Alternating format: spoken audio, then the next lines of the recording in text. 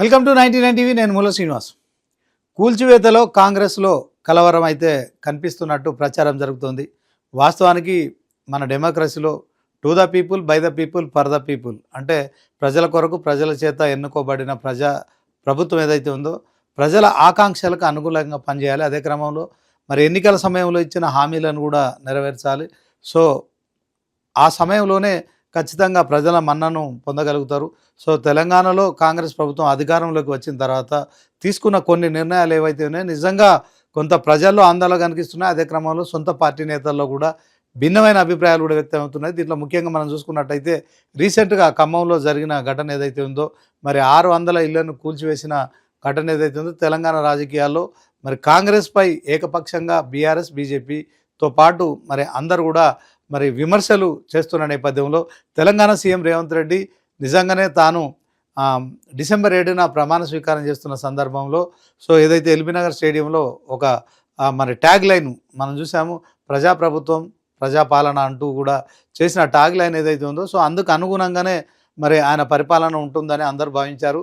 అయితే ఆయన ముఖ్యమంత్రిగా ప్రమాణ స్వీకారం చేసిన తర్వాత మరి ఎన్నికల సమయంలో ఇచ్చిన 6 గ్యారంటీల్లో మరి అన్నిటిని కూడా అమలు చేయడానికి ఆయన సంకల్పించారు. అదే క్రమంలో మరి ప్రభుత్వం కొలువు తీరిన 2 రోజుల్లో మరి ఉచిత బస్సు ప్రయాణం కావచ్చు, అదే క్రమంలో ఈ యొక్క ఇన్సూరెన్స్కి సంబంధించి ఆరోగ్యశ్రీకి సంబంధించిన 5 లక్షల పరిమితి నుంచి 10 లక్షలు పెంచుతూ కూడా మరి 2వ రోజునే 2 పథకాలకు ఆమోదం చెప్పిన తర్వాత తెలంగాణలో మరి కాంగ్రెస్ను అధికారంలోకి తీసుకొచ్చిన తర్వాత ఇచ్చిన మాట నిలబెట్టుకుంటున్నారు.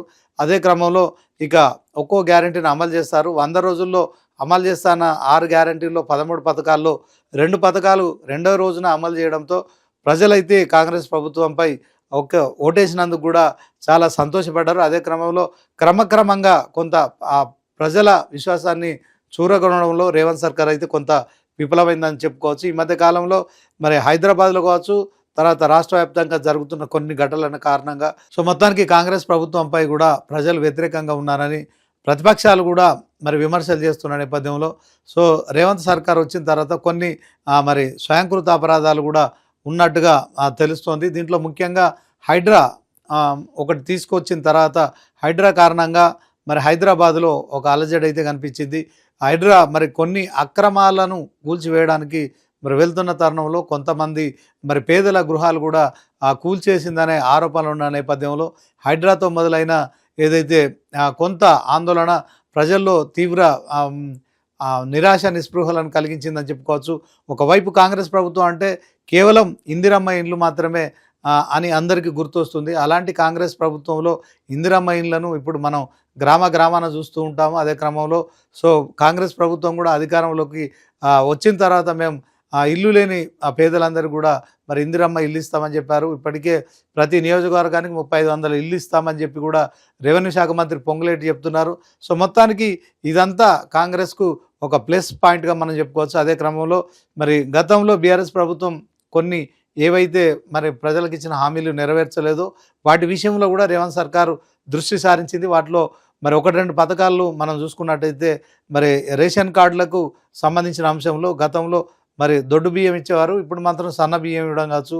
అదే క్రమంలో 10 సంవత్సరాల అధికారంలో ఉన్న బీఆర్ఎస్ పార్టీ రేషన్ కార్డులు కొత్తగా ఇవ్వడానికి కొంత మరి జాప్యం చేసింది. ఆ క్రమంలో రేషన్ కార్డులు ఇవ్వడంలో బీఆర్ఎస్ ప్రభుత్వం చేసిన ఏదైతే జాప్యం కారణంగా మరి రేవంత్ సర్కార్ అధికారంలోకి వచ్చిన తర్వాత మరి ప్రజాభవన్లో ఈ యొక్క వారానికి 2 రోజులు ప్రజావాణి కార్యక్రమం పెట్టడం కావచ్చు. సో ఓవరాల్గా ఈ యొక్క రేషన్ కార్డులకు సంబంధించిన దరఖాస్తులు కావచ్చు, ఇందిరమ్మ ఇళ్లకు సంబంధించిన దరఖాస్తులు కావచ్చు, సో అన్నిటిని కూడా ప్రజాభవన్తో పాటు అన్ని జిల్లా కలెక్టరేట్లలో కూడా మరి యొక్క దరఖాస్తులు అయితే స్వీకరించారు. ఆ దిశగా రేషన్ కార్డుల విషయంలో ప్రభుత్వం ముందడుగేసింది. సో లక్షలాది రేషన్ కార్డులు కూడా కొత్తగా మంజూరు చేయడం కావచ్చు, మంజూరు చేసిన వాళ్ళందరూ కూడా సన్న బియ్యం సరఫరా చేయడం కావచ్చు. తెలంగాణ కాంగ్రెస్ ప్రభుత్వానికి ఇది ఒక నిజంగా హైలైట్గా మనం చెప్పుకోవచ్చు. ఎందుకంటే సో గ్రామ పంచాయతీ ఎన్నికల్లో జరిగిన ఈ యొక్క సన్న బియ్యం సరఫరా కావచ్చు, రేషన్ కార్డులు కావచ్చు, వాటి ప్రభావం స్పష్టంగా కనిపించింది.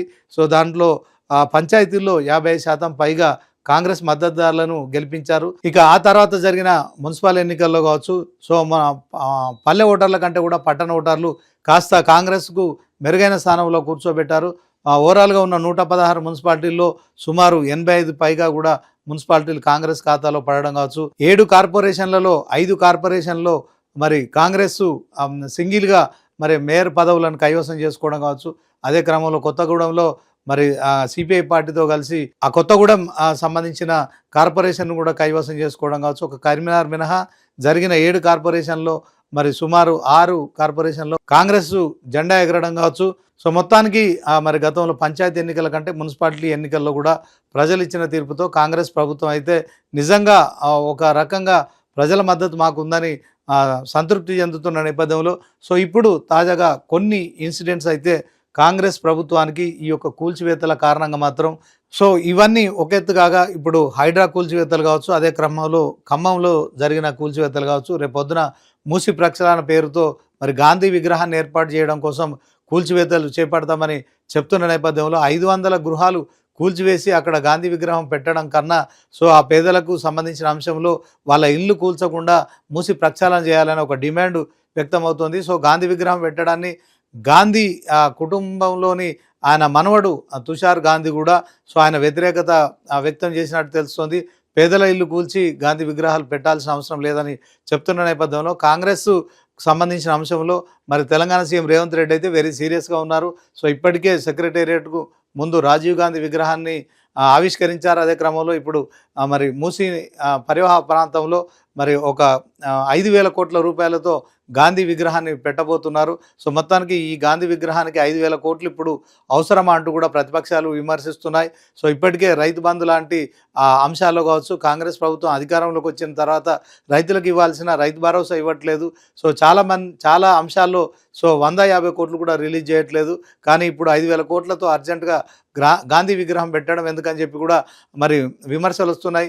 అదే క్రమంలో మరి స్వాతంత్రం కోసం పోరాడిన గాంధీ మహాత్ముని ఖచ్చితంగా హైదరాబాద్ మూసీలో మరి ఆయన విగ్రహాన్ని పెడతామని కాంగ్రెస్ చెప్తున్న నేపథ్యంలో సో దీంట్లో మరి గాంధీ దేశానికి స్వాతంత్రం కోసం కొట్లాడాడు కానీ తెలంగాణ కోసం ఆయన ఇక్కడ కొట్లాడలేదు కనుక సో కేవలం సర్దార్ వల్లభాయ్ పటేల్ కారణంగానే 1947 ఆగస్టు 15 రోజున మనకు స్వాతంత్రం వచ్చింది కనుక సో గాంధీ విగ్రహాలు దేశంలో ఎక్కడైనా పెట్టుకోండి కానీ తెలంగాణలో పెట్టాల్సిన అవసరం లేదు. అదే క్రమంలో పేదల ఇల్లు కూల్చి మీరు 5,000 కోట్ల రూపాయలతో మరి ఇలాంటి విగ్రహాలు పెట్టడం ఇప్పుడున్న కాంగ్రెస్ ప్రభుత్వానికి అవసరమా అని చెప్పి కూడా సోషల్ మీడియాలో జరుగుతున్న ప్రచారం కావచ్చు. తెలంగాణ సీఎం రేవంత్ రెడ్డి తాను అనుకున్నది చేసి తీరుతారు, అందులో ఎలాంటి సందేహం లేదు. తాను స్వయంగా మరి రాజీవ్ గాంధీకి సంబంధించి విగ్రహాన్ని సెక్రటేరియట్ ముందు ఏర్పాటు చేయడం కావచ్చు, అదే క్రమంలో తెలంగాణ తల్లి విగ్రహాన్ని కూడా మరి మార్పుల చేర్పులతో ఏర్పాటు చేయడం కావచ్చు. సో అన్ని జిల్లా కేంద్రాలతో పాటు నియోజకవర్గాల్లో కూడా మరి తెలంగాణ తల్లి విగ్రహాలు ఏర్పాటు చేస్తున్నారు. అదే క్రమంలో ఇక ఈ కూల్చివేతల విషయంలో మాత్రం కాంగ్రెస్ ప్రభుత్వానికి కొంత ప్రజల్లో మరొకసారి వ్యతిరేకత కూడా పెరుగుతోందని ప్రచారం జరుగుతోంది. ఖమ్మంలో ఈ మధ్య కాలంలో జరిగిన ఘటన ఏదైతే ఉందో నిజంగా మరి 600 గృహాలు కూల్చివేయడం, అదే క్రమంలో సో దాని పట్ల మరి అక్కడ 3 మంత్రులు ఉన్నారు. సో డిప్యూటీ సీఎం కావచ్చు, అదే క్రమంలో ఆయన ఆర్థిక శాఖ మంత్రిగా ఉన్నారు బట్టి మల్లు విక్రమార్క, అదే క్రమంలో పొంగులేటి శ్రీనివాసరెడ్డి రెవెన్యూ శాఖ మంత్రిగా ఉన్నారు. ఇక వ్యవసాయ శాఖ మంత్రిగా తుమ్మల నాగేశ్వరరావు ఉన్నారు. ఈ 3 మంత్రులు కూడా రాష్ట్రంలో కీలకమైన బాధ్యతలు చేపడుతున్నారు. అదే క్రమంలో మరి ఇంత కీలకమైన బాధ్యతల్లో ఉన్న 3 మంత్రులు ఉన్న ఖమ్మంలో 600 గృహాలు కూల్చివేసిన ఘటన ఏదైతుందో ఇది నిజంగా తెలంగాణ రాజకీయాల్లో మరి కాంగ్రెస్లో ఒక చర్చ అయితే కొనసాగుతోంది. అనవసరంగా అక్కడ పేదల ఇల్లు కూల్చిన తర్వాత ప్రభుత్వంపై మరి ఖచ్చితంగా వ్యతిరేకత పెరుగుతున్న నేపథ్యంలో ఈ ఇల్లు ఎందుకు కూల్చారు, అదే క్రమంలో రెవెన్యూ మంత్రి పొంగులేటి శ్రీనివాసరెడ్డి చెప్తున్నారు నేనే హౌసింగ్ మినిస్టర్ను, సో వాళ్ళందరూ కూడా నేను ఇల్లు కట్టిస్తానని చెప్తున్నప్పటికీ కూడా ఒకవైపు హైడ్రా కూల్చివేతలు కావచ్చు, మరొక వైపు మరి జిల్లాలలో కొన్ని కూల్చివేతలు కావచ్చు, మరొకసారి మూసి పరివాహక ప్రాంతంలో కూడా మరి 500 పేదల ఇల్లు కూల్చి గాంధీ విగ్రహాన్ని ఏర్పాటు చేస్తామన్న ప్రభుత్వ ఆలోచన కావచ్చు, ప్రజలు ఒక తీవ్రమైన వ్యతిరేకత అయితే పెరుగుతుంది. ఈ నేపథ్యంలో ఉన్న మరి రేవంత్ సర్కారు ఇలాంటి విషయాల్లో మరి తక్షణం స్పందించి ఏవైతే మరి ప్రభుత్వం అన్నప్పుడు కేవలం కట్టడాలకు మాత్రమే ప్రాధాన్యత ఇవ్వాలి. అదే క్రమంలో కాంగ్రెస్ అంటేనే ఇందిరమ్మ ఇల్లు, అలాంటి మరి బ్రాండెడ్ కాంగ్రెస్ మరి ఇప్పుడు కూల్చివేతలకు పాల్పడుతున్న నేపథ్యంలో తెలంగాణ రాష్ట్ర వ్యాప్తంగా కాంగ్రెస్ ప్రభుత్వంపై పెరుగుతున్న వ్యతిరేకతను దృష్టిలో ఉంచుకొనైనా ఇప్పటికైనా తెలంగాణ సీఎం రేవంత్ రెడ్డి ఖచ్చితంగా ఈ యొక్క కూల్చివేతలు ఆపాలనే డిమాండ్ వ్యక్తమవుతున్న నేపథ్యంలో మరి సీఎం రేవంత్ రెడ్డి తాను 10 ఏళ్ళు అధికారంలో ఉంటానని చెప్తున్నారు. మరి అదే క్రమంలో ఆయన 10 ఏళ్ళ అధికారంలో ఉండాలంటే కేవలం ఇందిరమ్మ ఇల్లు మాత్రమే నిర్మించి ఇవ్వాల్సిన బాధ్యత ఉంటుంది. అదే క్రమంలో ఇలాంటి కూల్చివేతలు చేపడుతున్న నేపథ్యంలో మాత్రం ఆయన సీఎం పదవి కావచ్చు, అదే క్రమంలో కాంగ్రెస్ పార్టీ కావచ్చు, ప్రజల్లో వ్యతిరేకత పెరుగుతున్న నేపథ్యంలో 2028, 29 ఎన్నికల్లో కాంగ్రెస్ పార్టీకి కొంత ప్రతికూలమైన ఫలితాలు వచ్చే ప్రమాదం ఉంది కనుక ఈ ప్రమాదాన్ని నివారించేందుకు మరి తెలంగాణ సీఎం రేవంత్ రెడ్డి కావచ్చు, ఆయన మంత్రాంగం కావచ్చు, ఆ మంత్రులు అందరూ కూడా మరి ముఖ్యంగా ఖమ్మం జిల్లాలో జరిగిన ఘటన ఇష్యూ కావచ్చు, దాని తర్వాత ఏర్పడిన డ్యామేజ్ కావచ్చు, వాటన్నిటిని కూడా వాళ్ళే పూరించుకోవాల్సిన అవసరం ఉంటుంది. ఆ డ్యామేజీ పూర్తిగా సరి చేయాల్సిన బాధ్యత ఉంటుంది. సో కాంగ్రెస్ ఇమేజ్ను ప్రజల్లో పెంచాలంటే ఇలాంటి కూల్చివేతలు కాకుండా కట్టడాలకు మాత్రమే ప్రాధాన్యత ఇవ్వాల్సిన అవసరం అయితే ఉందని స్పష్టంగా తెలుస్తుంది.